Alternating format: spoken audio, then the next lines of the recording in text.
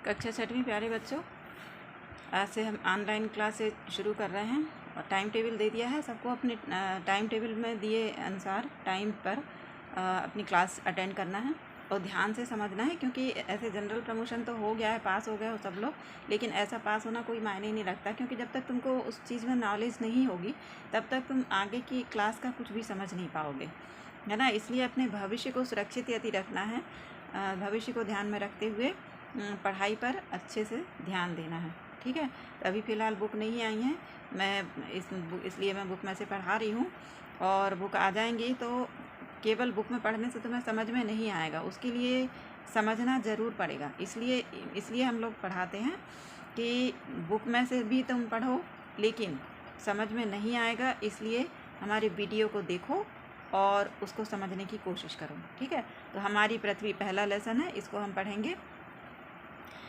तो हम लोग कहाँ रहते हैं? पृथ्वी पर रहते हैं।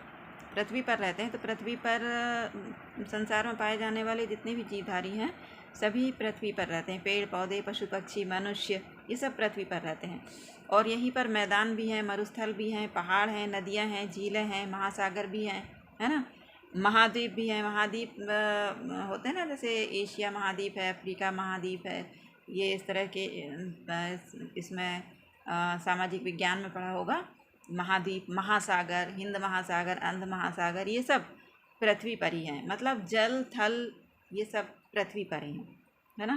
तो हम पृथ्वी पर जितनी भी चीज़ें होती हैं उनसे हमारी आवश्यकताओं की पूर्ति होती है। हमारी मूल आवश्यकताएं क्या हैं? भोजन, जल और वायु। तो ये सब हमको पृथ्वी पर मिल जाती हैं, है ना। तो पृथ्वी की संरचना देखते हैं कैसी। देखने में तो पृथ्वी हमको गोल दिखाई देती है ना।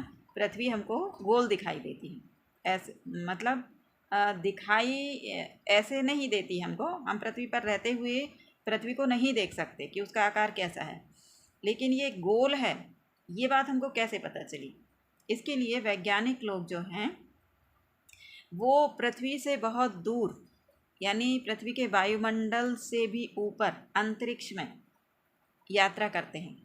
वहाँ अंतरिक्ष यान की सहायता से मनुष्य जाते हैं। वैज्ञानिक लोग जो हैं वो अंतरिक्ष यान की सहायता से पृथ्वी के वायुमंडल से दूर जाते हैं और वहाँ से पृथ्वी की फ़ोटो लेते हैं। उससे मतलब किसी भी चीज़ की फ़ोटो लेते हैं। तो पृथ्वी की फ़ोटो ली तो उससे पता चला कि पृथ्वी गोल है ना। तो अंतरिक्ष यान में जो मनुष्य खोज करने के लिए जाते हैं उनको अंतरिक्ष यात्री कहते हैं। क्या कहते हैं? अंतरिक्ष यात्री कहते हैं, ठीक है।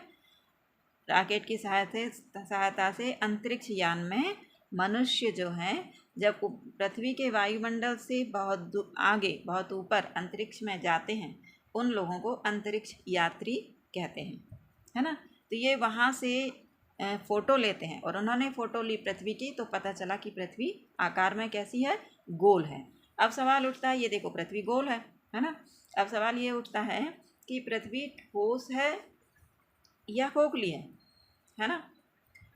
तो पृथ्वी गोल है ये तो हमको पता है, लेकिन वैज्ञानिकों ने पता लगाकर बताया कि पृथ्वी ठोस है, खोखली नहीं है, ठोस है, मतलब सॉलिड है, ठोस है ना।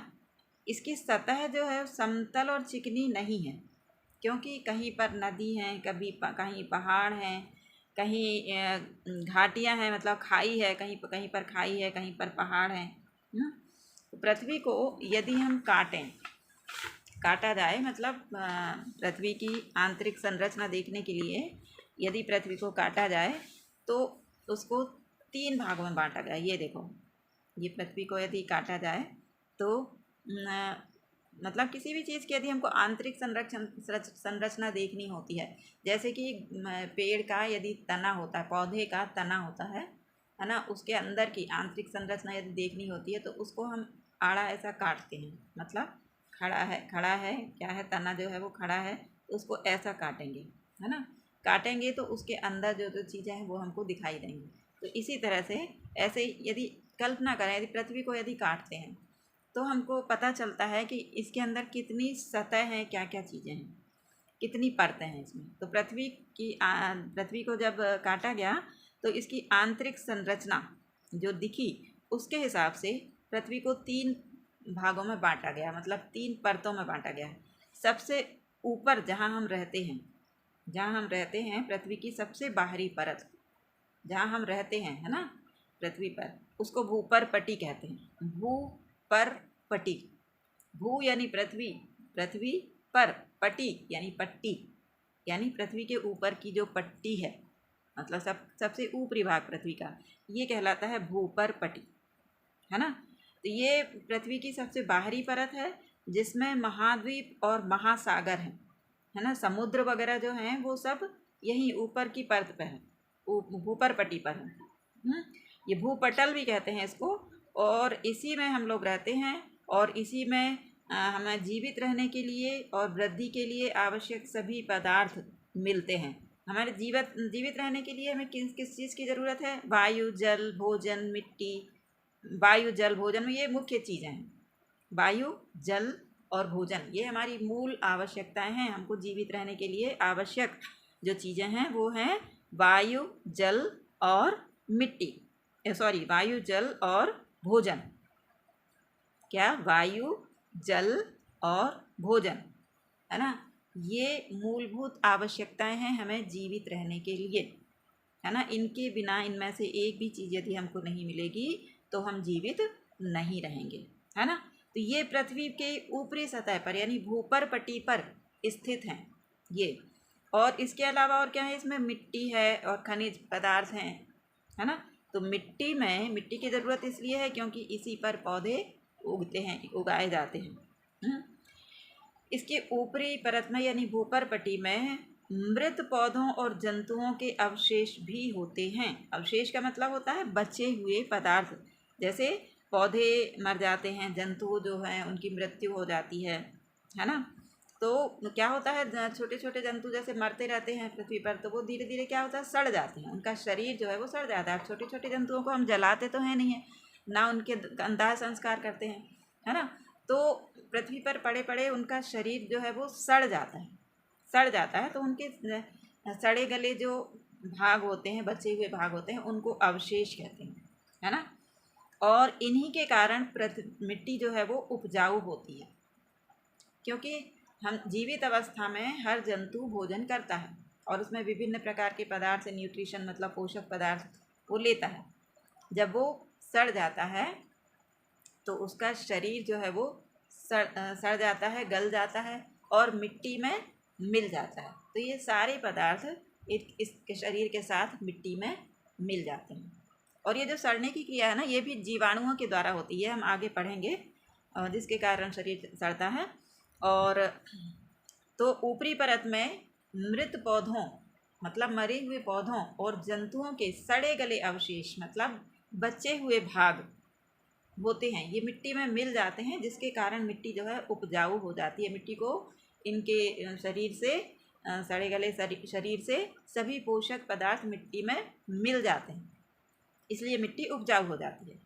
और कुछ खनिज पदार्थ हैं जैसे लोहा, एल्यूमिनियम, तांबा, कोयला, चूना पत्थर, पेट्रोलियम, प्राकृतिक गैसें, ये सब इसी भूपर्पटी पर ही पाई जाती हैं, जिनसे हमारी दैनिक भोजन की आवश्यकताओं की पूर्ति होती है, दैनिक जीवन की आवश्यकताओं की पूर्ति होती है। ठीक है, दैनिक जीवन में हमें जिन चीज़ों की आवश्यकता होती है, धातुओं की भी हमें ज़रूरत पड़ती है ना। लोहा, एल्यूमिनियम, तांबा, कोयला, चूना पत्थर, पेट्रोलियम, प्राकृतिक गैसें, ये सभी हमारे लिए आवश्यक हैं। हम प्राकृतिक गैस हैं जैसे कि खाना बनाने वाली जो गैस है ये भी है ना। तो ये पेट्रोलियम से ही खाना बनाने वाली गैस जो है ये निकलती है ना।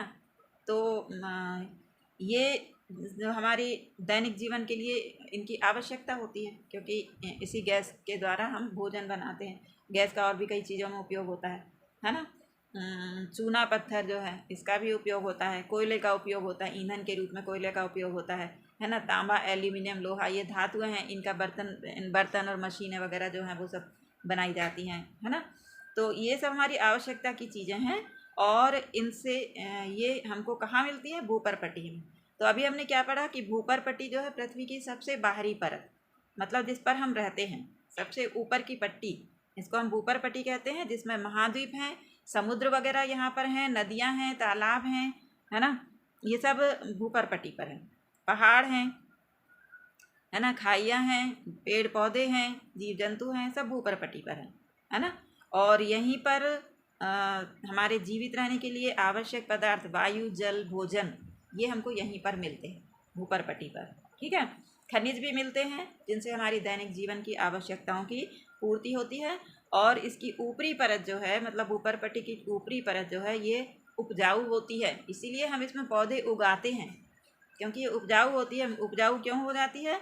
मृत पौधों एवं जंतुओं के शरीर के सड़ने के बाद जो उनके बचे हुए पदार्थ होते हैं, शरीर का जो बचा हुआ भाग होता है ना, उससे ये मिट्टी जो है उपजाऊ हो जाती है। ठीक है, अब चलते हैं दूसरी परत, पृथ्वी की दूसरी परत। ये पहली परत है भूपर पट्टी, सबसे ऊपर वाली। उसके नीचे यदि हम जाते हैं तो प्रावार नाम की दूसरी परत होती है। देखो दिख रही है, ये प्रावार है। प्रावार ये काफ़ी मोटी परत होती है, मोटी। सबसे ऊपर भूपर पट्टी, उसके बाद ये प्रावार है, ये दूसरी परत। भूपर पट्टी के नीचे जाएंगे तो हमको एक मोटी परत दिखाई देती है, मोटी परत होती है, वो प्रावार कहलाती है। और ये भूपर पट्टी के नीचे गर्म पिघली चट्टानों से बनी होती है। भूपर पट्टी के नीचे गर्म पिघली हुई चट्टानें होती हैं, गर्म पिघली हुई चट्टानें होती हैं। पृथ्वी के अंदर अंदर क्या होता है कि बहुत ऊष्मा होती है, ऊष्मा है ना। तो भूपर पट्टी के नीचे जो चट्टानें हैं वो गर्म होती हैं और पिघल जाती हैं। तो उनके पिघली चट्टानों से जो मोटी परत बनती है उसको हम प्रावार कहते हैं। ठीक है, तो इसको हम क्योंकि इसको पृथ्वी को हमने 3 भागों में बांटा है, तो इसलिए प्रावार जो है ये मध्य परत है, बीच वाली परत है। सबसे ऊपर भूपर पट्टी है और उसके बाद प्रावार है, ये तो ये मध्य परत है। ठीक है, तो इसमें पिघली हुई चट्टानें और कुछ गैसें पाई जाती हैं। ठीक है, उसके बाद सबसे नीचे वाली परत, ये नीचे जाएंगे तो ये क्रोड, मतलब क्रोड को 2 भागों में बांटा गया है। एक बाह्य क्रोड होता है, ये बाह्य क्रोड है, और ये आंतरिक क्रोड है ना। दिख रहा है ना, ये क्रोड है। सबसे ऊपर ये भूपर पट्टी है, फिर उसके बाद ये प्रावार है, ये काफ़ी मोटी परत है, दिखाई दे रही है, काफ़ी मोटी परत है।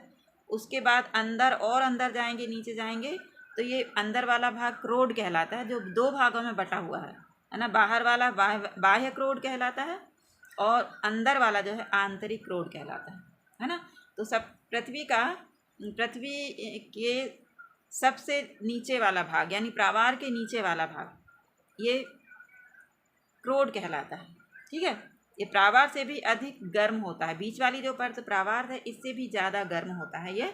और इसके केंद्रीय भाग में लोहा, मतलब इसके केंद्रीय यानी बीच वाले भाग में, बीच वाला जो भाग, ये वाला भाग है बीच वाला भाग, इस भाग में क्या होता है, लोहा और निकल धातुएं ठोस अवस्था में है ना। केंद्रीय भाग में लोहा और निकल ठोस अवस्था में पाई जाती हैं और बाहरी भाग में लोहा पाया जाता है। ये यहाँ पर क्या है, लोहा और निकल ये ठोस रूप में है। अंदर वाला जो भाग है ना, यानी आंतरिक क्रोड, अंदर वाला जो भाग है, इसमें लोहा और निकल धातुएं, ये धातुएं हैं। लोहा जैसी लोहा धातु है वैसे निकल भी एक धातु है। लोहा और निकल धातु जो है वो ठोस अवस्था में पाई जाती हैं, ठोस रहती हैं, है ना। और जो बाहरी भाग है, ये वाला बाह्य क्रोड है, बाहरी भाग है, इसमें लोहा पिघले हुए रूप में पाया जाता है, क्योंकि ये प्रावार के जस्ट नीचे है ना। और प्रावार जो है वो बहुत गर्म होती है, गर्म परत है। ठीक है, पिघली हुई चट्टानें उसमें होती हैं। ठीक है, और वैसे भी क्रोड जो है वो प्रावार से भी ज़्यादा गर्म है।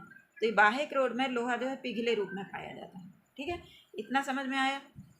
अब इससे रिलेटेड प्रश्न है, ये देखो, पृथ्वी की 3 परतों के नाम बताइए। तो ये प्रश्नों के उत्तर मैं लिख कर भेजूँगी, तो तुम लोगों को अपनी कॉपी में बिल्कुल सुंदर और स्पष्ट अक्षरों में इनको लिखना है, क्योंकि बीच में टेस्ट लिए जाएंगे। तो टेस्ट तुम इन्हीं प्रश्नों इसी कॉपी में से देखकर और याद करके उन प्रश्नों के उत्तर लिखोगे।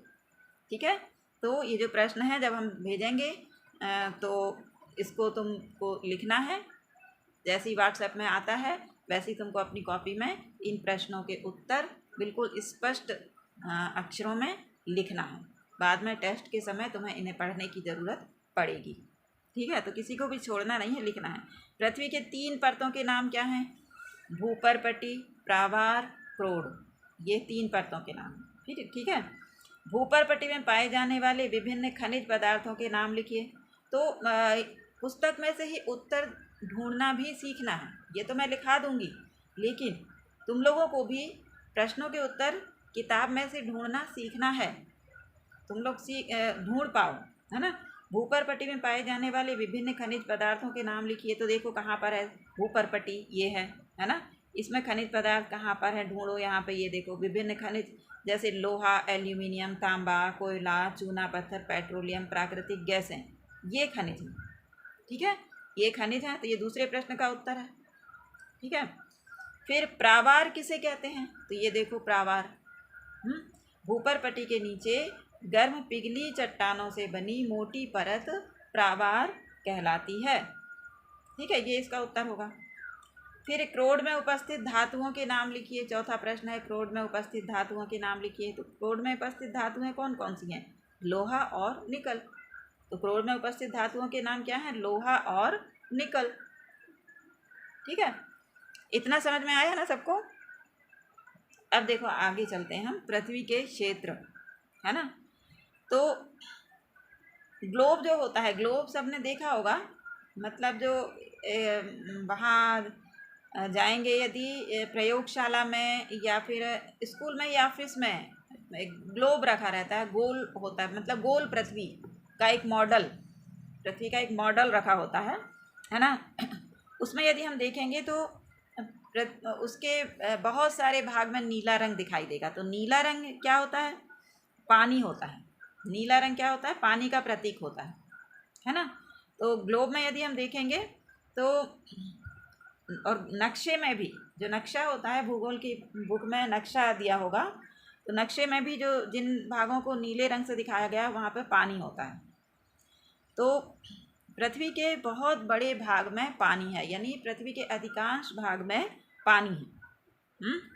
तो ग्लोब के ऊपरी सिरे और निचले सिरे पर देखोगे तो वो सफ़ेद रंग के दिखाई देंगे, और सफ़ेद रंग का मतलब होता है बर्फ़। सफ़ेद रंग का क्या मतलब होता है? बर्फ़, है ना। तो जैसे ग्लोब होता है,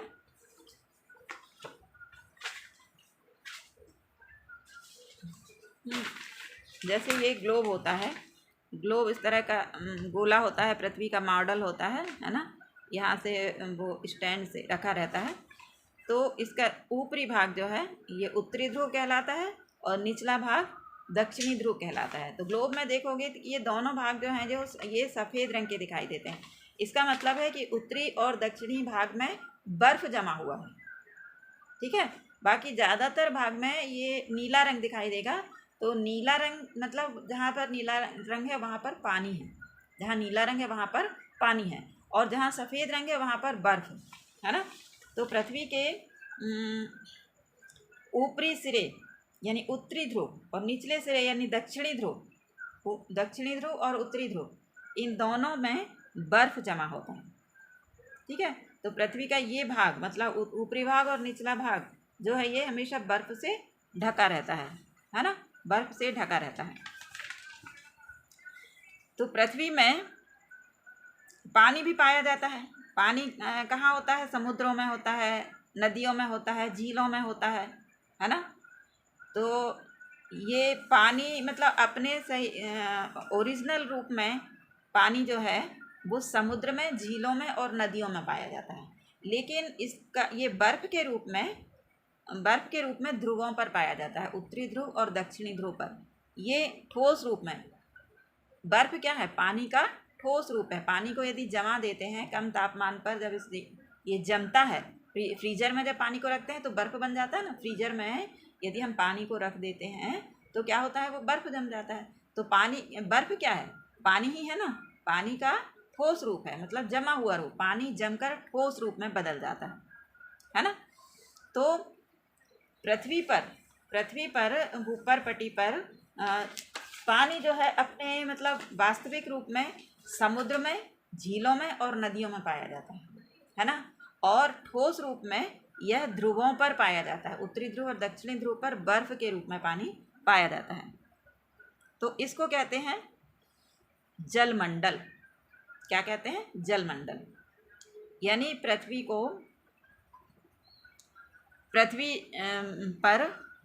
के ऊपरी और दक्षिणी ध्रुव पर भी पानी पाया जाता है जो कि बर्फ के रूप में होता है, और भूपर्पटी पर अधिकांश जगह में पानी जो है वो समुद्र, झीलों और नदियों के रूप में पाया जाता है।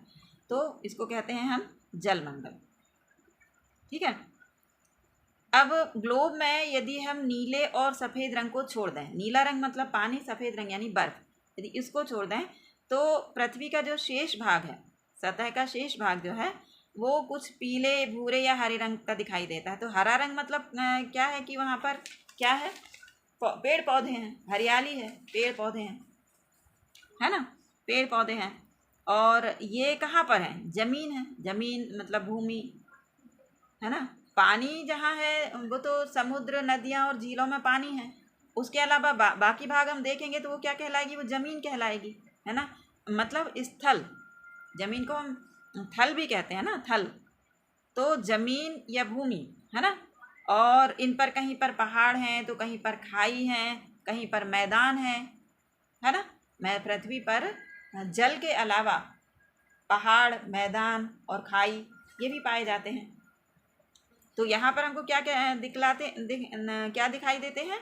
पेड़ पौधे दिखाई देते हैं, है ना। तो इस भाग को हम स्थल मंडल कहते हैं। इस भाग को क्या कहते हैं?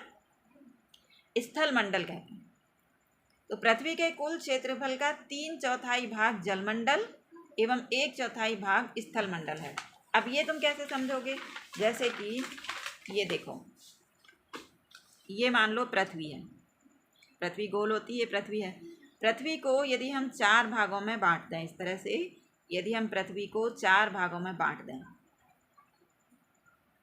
ठीक है, ये 4 भागों में यदि पृथ्वी को बांट दें तो इसके जो 3 भाग हैं, 3 भागों में जल है। ठीक है। पृथ्वी को 4 भागों में बांटते हैं तो इसके 1, 2, 3, ये 3 भाग, इनमें जल है। तो इसलिए हम इसको कहेंगे 3/4। 3/4, 3/4 का मतलब होता है 4 में से, 4 भाग है ना, 4 भाग हैं, 4 में से 3 भाग जल है, जलमंडल है। ठीक है। 4 में से 3 भाग क्या है? जलमंडल है। तो इसलिए इसको 3/4 कहते हैं। तो मतलब पृथ्वी का 3/4 भाग जो है, 3/4, चौथ यानी 4, है ना।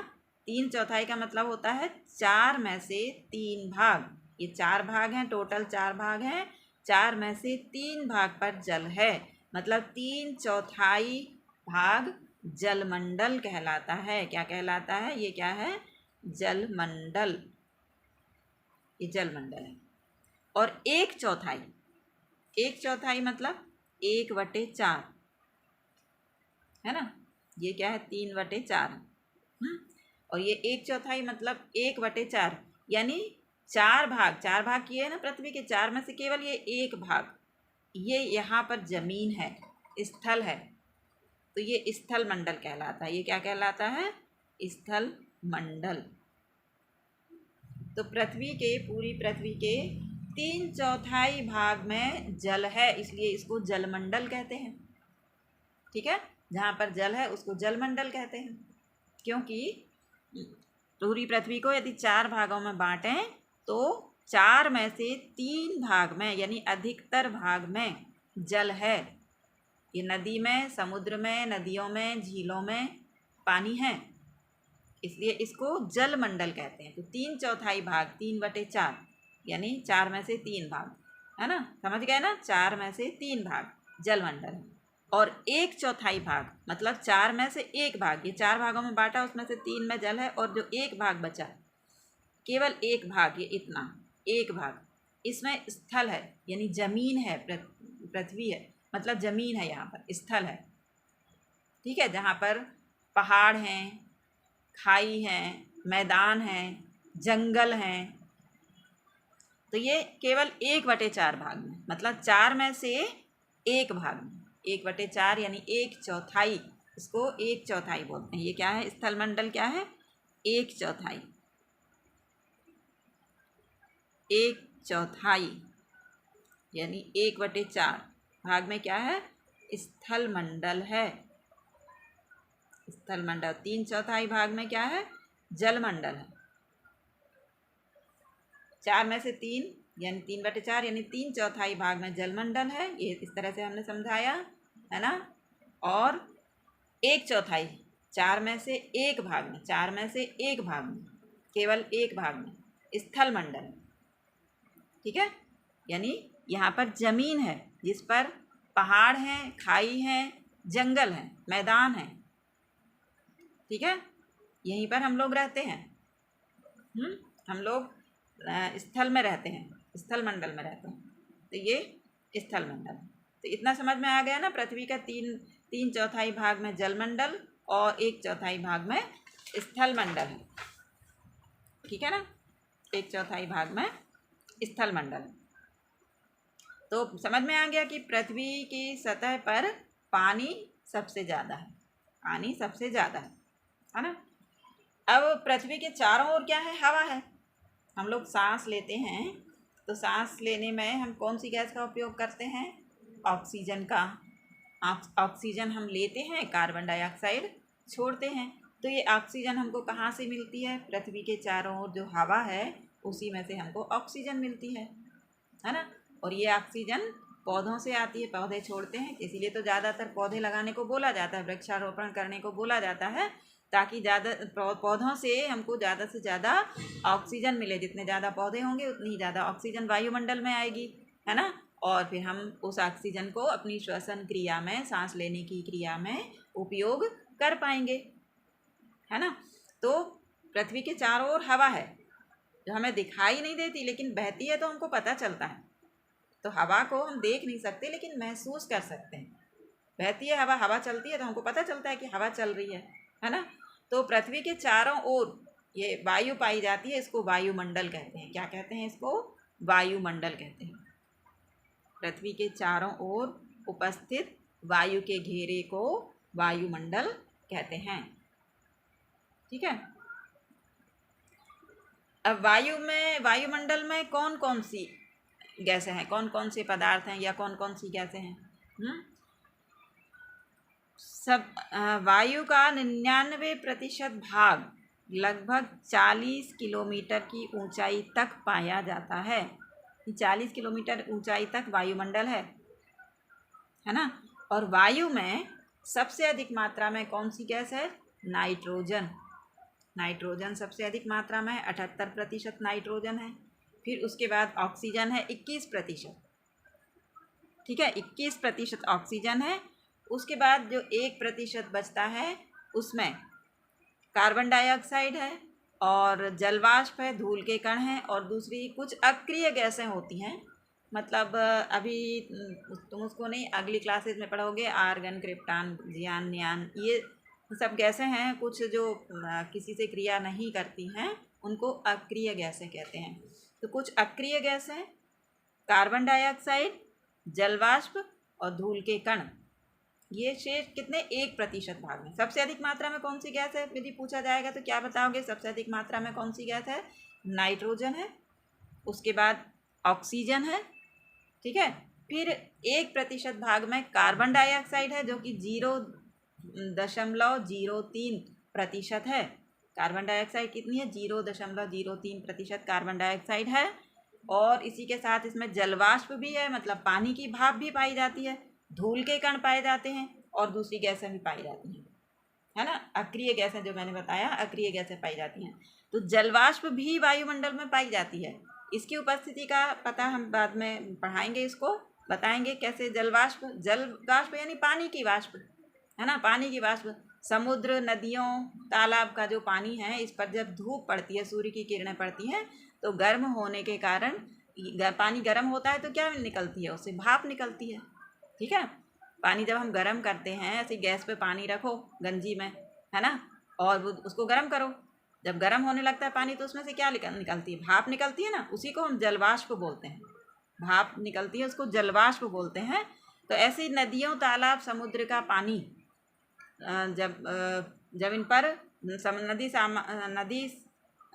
समुद्र तालाब के पानी पर जब सूर्य की किरणें पड़ती हैं, धूप पड़ती है, तो उससे ये गर्म होता है पानी, और गर्म होकर वाष्प के रूप में बदलता है।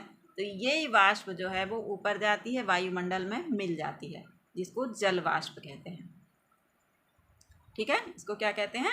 जल वाष्प कहते हैं। तो ये आज का यह लेसन यहाँ तक पूरा हुआ है ना। अब इससे रिलेटेड जो प्रश्न है मैं लिख कर भेजूँगी, उसको आप लोग को लिखना है। ठीक है।